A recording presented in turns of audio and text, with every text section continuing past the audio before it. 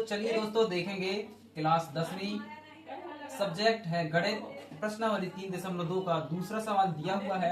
बाकी पहले क्वेश्चन के प्रतिस्थापन विधि के सवाल हमने बता दिया है पहले वाली वीडियो में। अब देखिए दूसरे क्वेश्चन को हल करते हैं। दूसरा क्वेश्चन क्या बोलता है, देखिए 2x + 3y बराबर 11 और 2x - 4y बराबर -24 को हल कीजिए और इसमें m का वह मान ज्ञात कीजिए जिसके लिए y बराबर mx + 3 हो। ठीक है दोस्तों, तो सिंपल है। हम क्या करेंगे, सबसे पहले x और y के मान निकाल लेंगे। तो हम किस तरह से x और y के मान निकालेंगे, देखिए करते हैं दोस्तों इसको हल। x और y के मान निकालने के लिए हम इसको करेंगे प्रतिस्थापन विधि से हल, क्योंकि हमें समीकरण 1 और समीकरण 2 दिया हुआ है और फिर हमें इसके बाद m का मान निकालना है समीकरण y बराबर mx + 3 से। ठीक है दोस्तों, तो चलिए हल करते हैं। देखिए समीकरण दिया हुआ है 2x + 3y और बराबर में 11, तो हम इसको मान लेते हैं समीकरण 1 और दूसरा समीकरण 2x - 4y बराबर के -24, तो हम इसको मान लेंगे समीकरण 2। तो चलिए हम इसको करते हैं प्रतिस्थापन विधि से हल। प्रतिस्थापन विधि से हल करेंगे दोस्तों।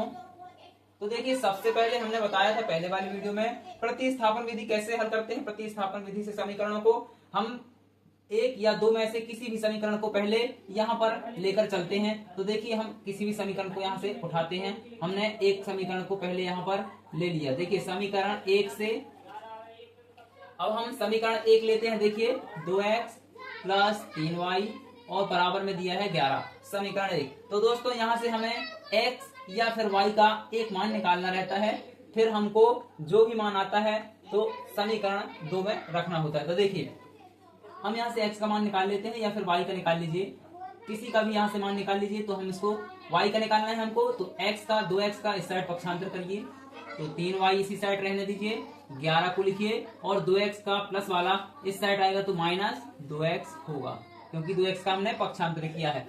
अब यदि हमें y का मान चाहिए तो क्या होगा y का मान, देखिए 11 - 2x और बटे में क्या आएगा दोस्तों, गुणा की चीज जो भी है ये इसके बटे में आएगी। तो y का मान अभी हमारा फिलहाल के लिए निकल कर क्या आ गया, 11 - 2x बटे का 3। अब हम इसको देते हैं समीकरण 3।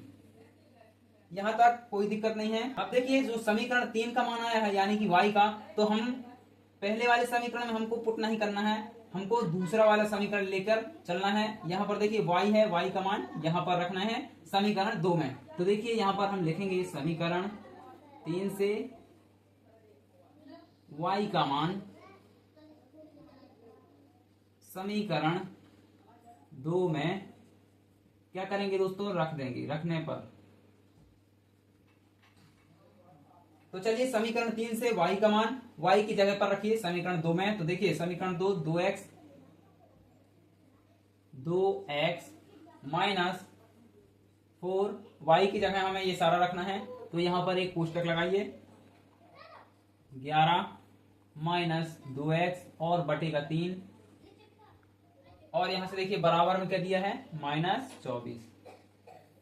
अब देखिए यहां से 4 यानी कि -4 है, तो यहां पर हम इसका गुणा करेंगे और ये 3 का यहां से तिर्यक गुणा करेंगे। तो देखिए क्या आएगा,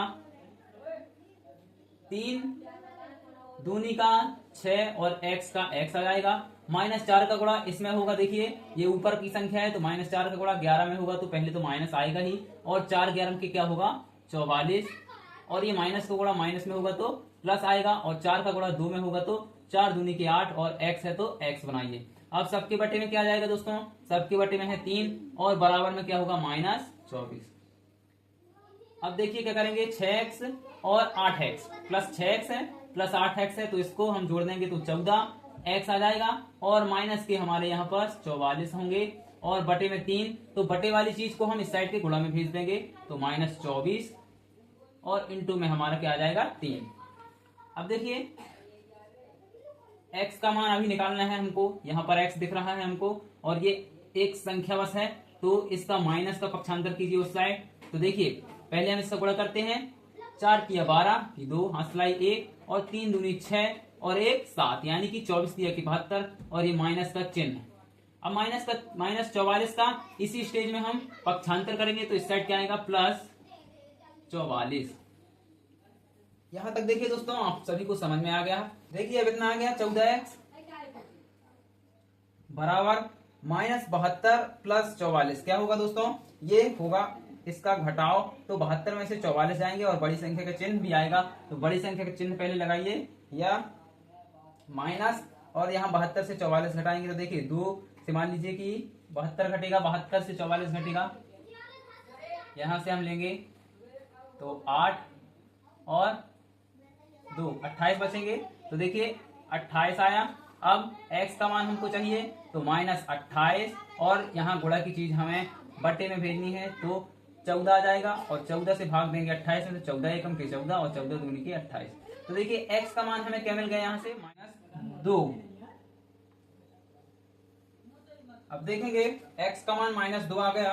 अब यहाँ से देखिए y का मान हमें चाहिए, तो हम समीकरण 3 में x का मान यहाँ पर -2 रखकर y का मान ज्ञात कर सकते हैं। तो देखिए हम क्या करेंगे, y के मान के लिए समीकरण 3 में x बराबर -2 रखने पर, देखिए अब समीकरण 3 में x बराबर, जहां x है वहां पर -2 रखेंगे तो क्या आता है, y का मान 11 -2, और x की जगह हमें क्या रखना है, -2 आया है हमारा, और बटे में हमको दिया है यहाँ से 3।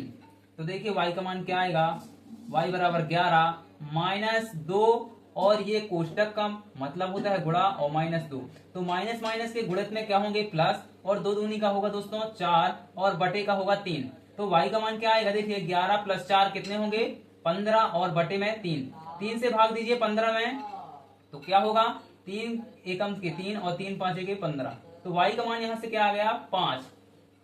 अब देखिए x का मान -2 और y का मान 5 निकल कर आ गया। अब हमें क्या करना है ज्ञात, इसमें m का वह मान ज्ञात कीजिए जिसके लिए y बराबर mx + 3 हो। तो देखिए दोस्तों हम कैसे निकालेंगे y बराबर mx + 3, यहाँ पास देखेंगे y बराबर mx + 3, हमें m का मान निकालना है। तो देखिए हम x की जगह -2 रखेंगे और y की जगह 5 रखेंगे, तो y की जगह आप लोग 5 रखिए, और m और x की जगह -2 और ये प्लस का 3। अब m को इसी साइड रहने दीजिए। देखिए m का गुणा -2 में होगा तो यहाँ पास क्या होगा, देखिए 5 तो बराबर में लिखा रहने दीजिए, m का गुणा -2 में तो m2 -2m और प्लस 3 का इस साइड पक्षांतर कीजिए, तो 5 - 3 बराबर -2m। 5 में से 3 जाएंगे तो यहाँ पास 2 बचेंगे, और -2 का गुणा वाली चीज आएगी बटे में, तो -2 बटे में बराबर में m। तो 2 से 2 में भाग दीजिए, तो 2 एकम 2, 2 एकम 2, 1 से तो 1 ही आएगा, और ये माइनस का माइनस, तो m बराबर क्या आएगा दोस्तों, हमारा मान m बराबर -1। तो चलिए हो गया हल, m का मान आ गया -1, x का -2 और y का 5। इस तरह से आपको भी हल करना है। यदि आपको वीडियो पसंद आए तो लाइक कीजिएगा, और चैनल पर नए हैं तो कृपया सब्सक्राइब कीजिएगा।